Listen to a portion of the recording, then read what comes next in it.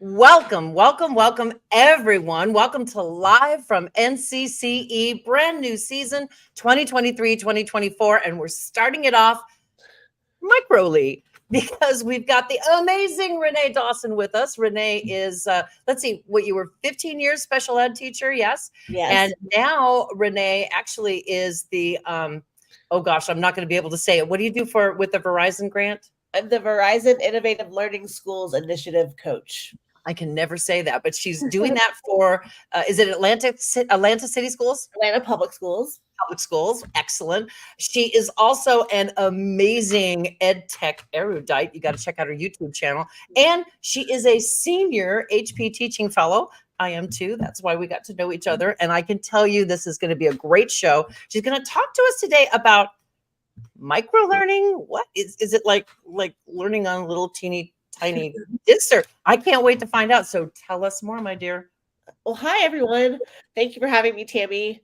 I'm Renee Dawson. Tammy kind of gave me a great intro, but I was a special education teacher for 15 years.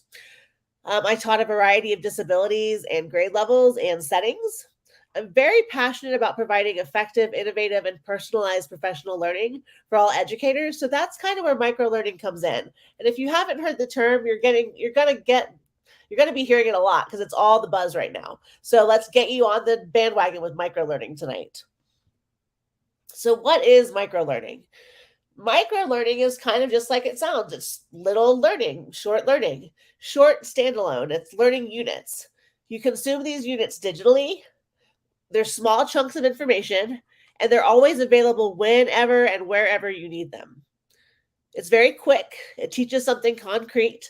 It doesn't disrupt your workflow or overwhelm you with information. It's the kind of thing you can have playing in your earbuds while you're working on some emails or going through your to-do list, and it doesn't necessarily distract you from what you're doing in the moment. And because we're all educators and we love things backed by research, microlearning is actually backed by research.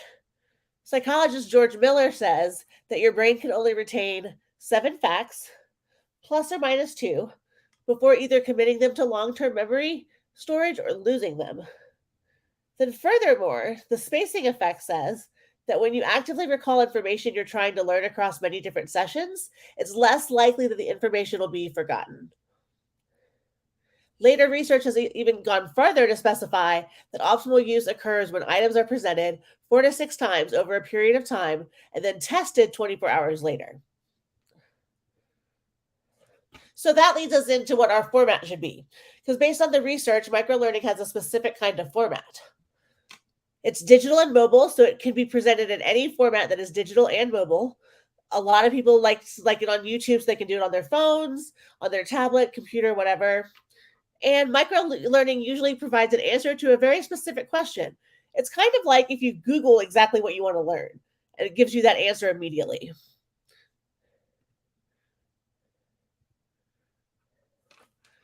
There's 4 things that microlearning has to have. It has to be available on demand. It has to be easily found via online search or searchable. It has to be flexible so that you can access it anywhere and everywhere. And the content has to be useful in itself, because we don't want to sit there and learn for 3 minutes something that we don't need to learn. We want to learn something that we need to learn. So I brought together a couple of my favorite platforms for microlearning from the ed tech world, and I want to share those with you now. So Quizzes is one of my favorite platforms. I love this for microlearning because you can add lessons, you can embed YouTube videos, and there's so many different question types in Quizzes. They just added like a categorized like drag and drop feature that's really cool. You can do audio recording, you can do fill in the blanks. There's way more than just multiple choice now on Quizzes. So I love it for microlearning because it gives me a way to add a lesson in with some other content, drop my microlearning video in, and then have questions to check my teachers at the end to make sure that they understand what we learned. Edpuzzle is great as well.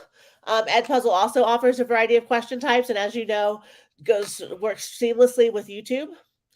And I like this because you can rewatch the segments as needed. So if you are just listening kind of passively and you miss the answer to a question, it's so easy in Edpuzzle to go back and rewatch just that segment where the question is to get the answer that you need for the question.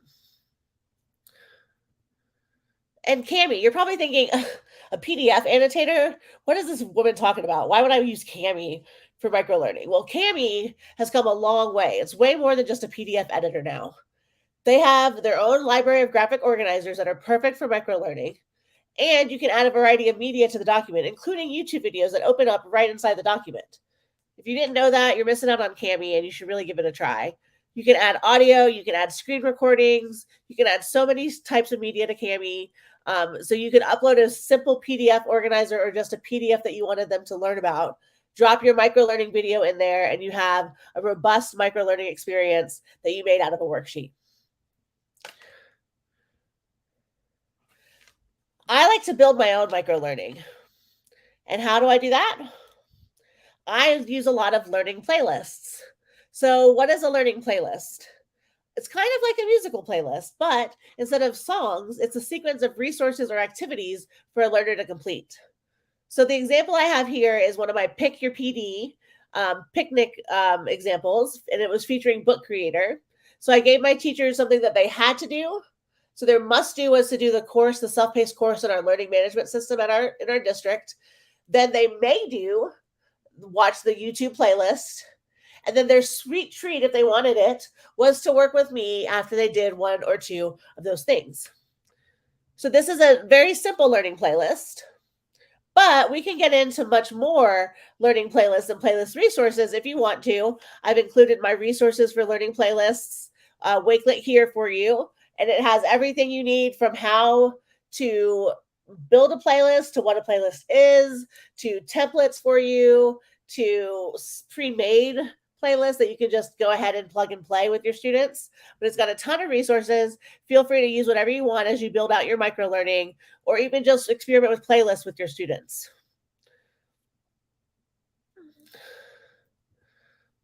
So, one way that I like to level up my microlearning is by gamifying it, because who doesn't love a good game? Even our teachers love to win or love to be competitive with each other when it comes to anything I can think of. So I like to gamify my learning with badges. It gives them a visual reward, it gamifies their learning, and it incites competition. So how do I get my badges? Whoops. I get my badges by creating them in Canva or Adobe Express. You can also track and display using Alice Keeler's badge tracker, or Flippity has a really cool badge tracker as well. So I would recommend those two sites to track your badges, and then Canva and Adobe to create your badges. And because this is microlearning, I went super quick and we're at the end, but I'm here for questions. Talk to me about all of your questions about microlearning.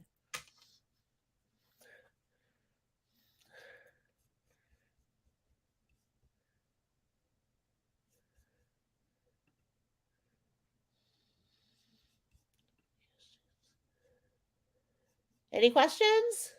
I'm sorry? Any questions? I'm at the end. It's micro. Yeah, we've got 30 minutes. So the one question that I'm seeing is, tell us more about creating a badge in Canva. And isn't Canva free now? Yeah, Canva is free for educators. So if you have an education email through your school district, you can verify it through Canva, and it is absolutely free 100% for you as an educator and for your students to use. So your district can get on board with it. Our district has it at APS. It's in our single sign-on service also, so everybody can just click right into Canva. Making badges in Canva, I just kind of I search for the badge element and I build it out through there. And I can build in whatever elements I want. So with the example I have on here,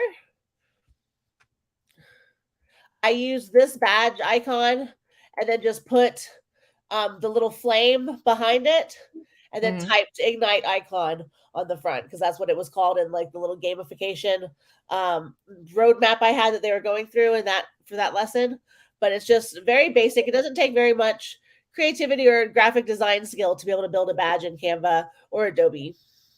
So how do you disseminate those to the learners when they've earned one? So I use Flippity. I mentioned them on the next slide. Yeah, I'm not familiar with that. Can you tell us a little bit, or Yeah, can you show us? Is it possible to go to the yeah, I can website? show you. Terrific. Well, let me just add a tab up here. Yeah. Flippity.net. It is the coolest site you've never heard of. It is so basic. It turns a Google spreadsheet into anything on this site. So it gives you actually um the template that you need through the spreadsheet, and you just complete what it says, tells you to complete, and then you publish it to the web, and it creates whatever you see here. So you can make flashcards, you can make multimedia flashcards, you can make your own Jeopardy. I love a good name picker, and this way it stays the whole semester, so you don't have to actually add the names every time you go to the name picker site. You can keep it the whole semester. It has a randomizer, which is really fun to do with ELA, like choose your own adventure type stories. You can make virtual breakout rooms, board games, but I use the leaderboard with my teachers, and I also use their badge tracker. So Wow. their Is this badge a tracker, free website? this is free. All of this is free, and it works with Google Sheets. So you have to have Google Sheets to work it, but So it's a googly it's a solution. googly site. but Microsoft, you could still use it if they had a Google. Yeah. You could I think you could put it in Excel and then transfer it over. Yeah, that makes sense. Wow, I had not heard of that before. How did you discover that one? This is the badge tracker that they have, and you actually get to upload your own badges. So it's showing you how close Ada is to earning this badge. And then Alan's earned all of these badges. Oh, I don't think we're seeing your screen. Did you just share your presentation? Because we're sorry, there we go. You see this? There you go. Ah, okay. So this is the available badges. Oh, wow. And then if you look at the badges, you can see like your progress towards the badge. Oh. And then if they've completed them. And when you go into, we go back to this tab. When you go into the Flippity page, this is all the different things that they have. Oh, wow. Yeah, I like the leaderboard too. It's a mobile friendly leaderboard, so my teachers can see exactly where they are amongst each other. They get pretty competitive because I offer really cool prizes. Yeah, we are competitive. Yeah. My big prize is, if you haven't heard me speak before, my big prize to my teachers is we have a Zen room at my school because my principal is amazing. So we have a Zen room, and I give the teachers a 10-minute brain break to go down to the Zen room by themselves, and I take over their class. Oh, wow. Can you come to my school? Oh, that's awesome. So, and I take over. So how do you set up, because obviously you've got a lot of micro learning things in there because you had all the badges. How do you set that up so it tracks it? Is there all you literally have to do is follow the instructions on the template. It gives you a template to use. Let me switch to this tab. It'll force a copy for you, obviously, because it won't edit. You don't edit anything in blue, but you can edit like all the names of everything. Okay. And you can even use like multimedia links, and then it calculates all of it so that when you publish it, it shows like a leaderboard. Wow. So wow. Yeah, it's pretty cool. And it'll also take an Excel spreadsheet? I haven't tried it with Excel, but you could probably turn it into a Google Sheet. Probably turn it into, as long as you did it the same way. I mean, years ago, it was really difficult to go back and forth between Excel and Google Sheets, but now it's pretty seamless. Right. Wow, Renee, I never even heard of this. And now it's like file share, then you publish to web, and then you get the link. Oh yeah, please do. And I'm looking at the chat right now, and everybody is really excited with us with this idea of micro learning. But we'd like to see if you can go to the site and show us, what does a micro learning playlist look like? Oh, yeah, definitely. Love that idea. I had never thought of something like that. So, and you had some graphics, but can you pull one up and show us what it would look like? Yes. Yeah, I mean, and it's, it seems to me, rather than me sitting at night doom scrolling, right, that I could just do some micro learning and be a little more efficient with time. Yeah, cool definitely. Too. I like this. Playlists. Now, I guess you could put anything on the playlist, like a YouTube video. Hold on, let me type it in again. Yeah, you can put anything on a playlist. You can do anything from like a whole unit lesson to just like a warm up. Come on. I'm not gonna say. Let me just go to my Wakelet and Yeah, get prepared. threw it on you. You're doing well. Yeah, because everybody's very excited about that. Yeah, Maria's saying this is so cool. I agree. Alan wants to try it with his faculty. Oh yeah. Yeah, I love playlists with my faculty because it gives them time to do it on their own. And I'm not can you see my playlist on the screen? Can't I see it yet. don't know what I'm sharing. I don't know. Did you hit share? Maybe Oh, Mike in the background can help us out. There's no, I think I stopped sharing altogether. it says can't see. Yeah, you have to hit the present. Yeah. Yeah, the plus sign. So All right, there we go. We'll say that. There we go. Now we got it. do we? Excellent. Awesome. Yes. Yay. Okay. Yeah. So I have all on here everything you probably need to master playlists as well. And a learning playlist really should be like a progression of skills. So you start with like, let me show you one of mine from Canva.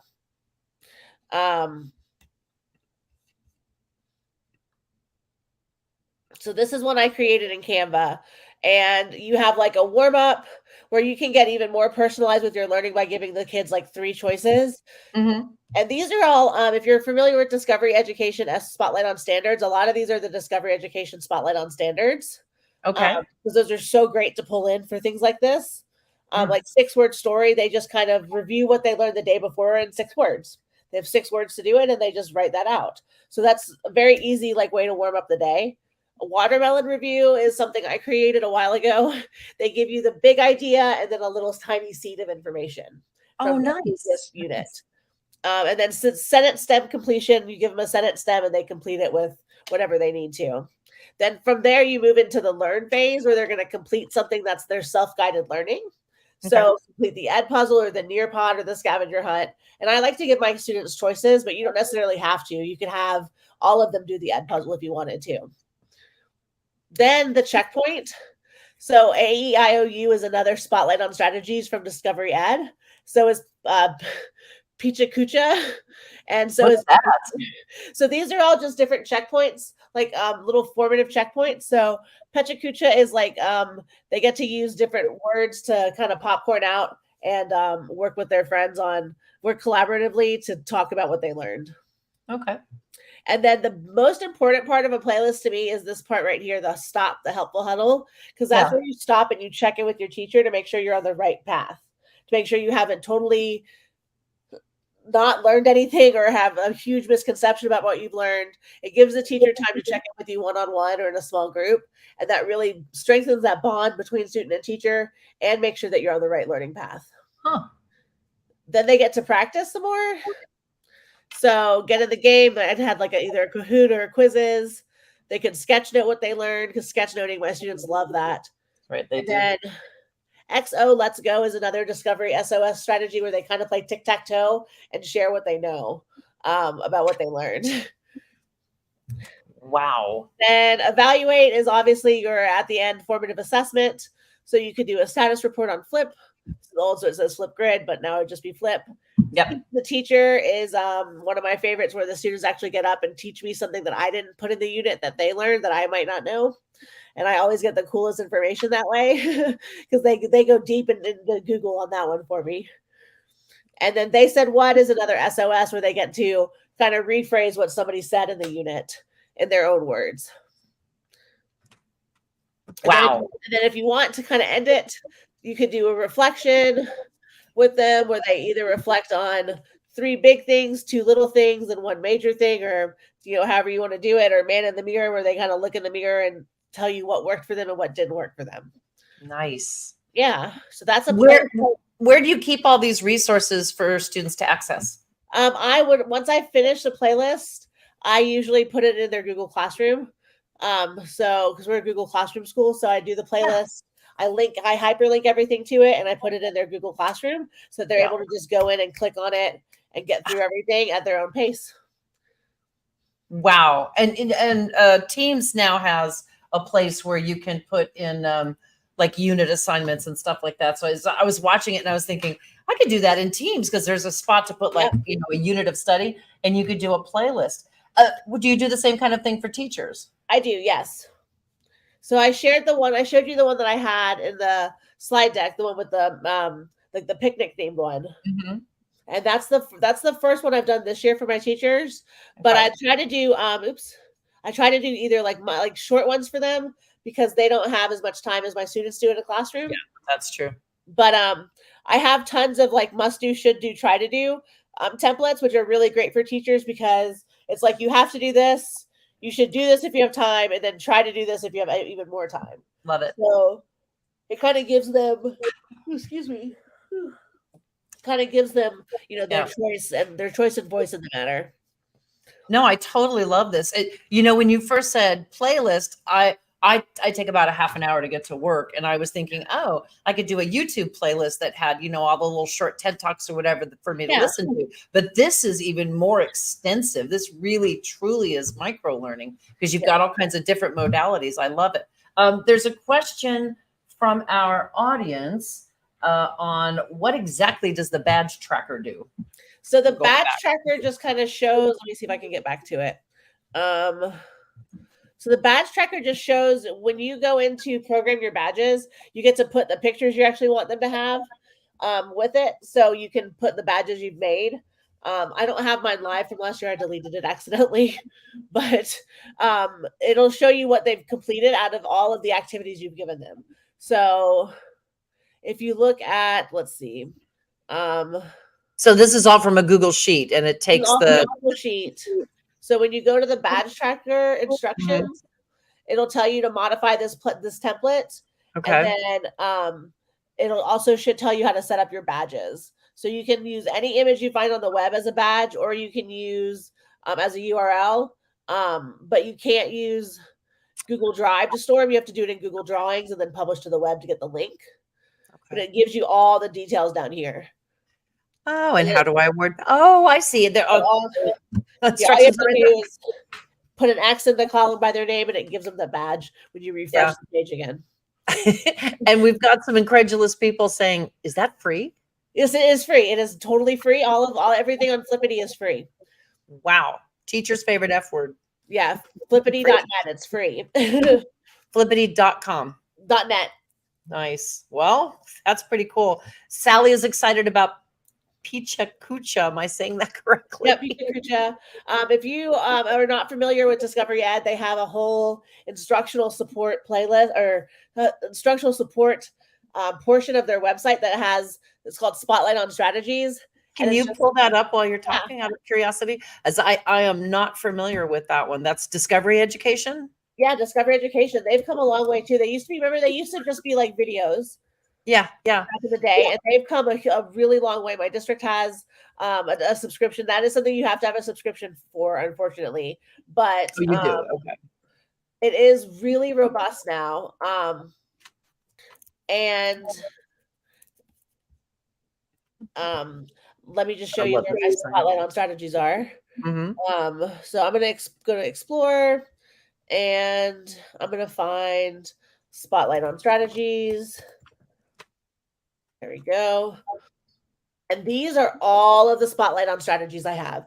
I have so many. You can search them by grade levels. You can search them by activities. They have videos on them, and then they also come with the PDF activity so that you can load it for the students with what they have to do. So like here's the 3-2-1 pyramid. So this is a graphic organizer, and you can kind of use it in however way you want to use it. So the bottom row, they write one sentence to summarize it. The middle row, they write 2 ways the topic is significant. And then the top row, they write 3 facts they learned. And then they have the actual graphic organizer on the next page that you can print for them. Somebody's asking about the AEIOU. Yeah, AEIOU. I love that one. Vowels, but I am not familiar with that one. It's not EIEIO. No, AEIOU. And it is another Spotlight on Strategies. It's a graphic organizer. And it actually, the first time I used this with my students, it opened my eyes to how much they didn't know. They didn't know what an adjective was. And I had 8th graders. And they're like, what's an adjective? And I was like, oh my gosh, okay. Good. I'm glad we learned this today. So you just list an adjective, a word that describes something you saw or learned, an emotion, how it made you feel, and something you found interesting for I, something that surprised you and made you say oh for O, and then what questions do you have? What do you want to learn more about for the you or Oh my gosh, I've never seen this. And it was Holly who asked Holly, is this cool or what? Yeah, Cool. so I've never even really seen cool. this. But How yeah, can I so, have been teaching this long and never have seen AEIOU? This is great. so Wow. Discovery Education has all of these resources available to teachers, and And they it's a even have paid- videos that you can show the students on how to create them. Wow, but it's a pay site, yes? It's a paid site, yes. Okay. Do you know, is that your district purchased it, or can My a district teacher? purchased it. Okay, because I know there are some places like I do this. If there's something I want, I just pay for the yearly subscription, but I don't know if they offer that for a single They do teacher. offer that. So there you go, teachers, because how much money comes out of our pocket during the teaching year? Make it something valuable like this. Oh my Right. gosh.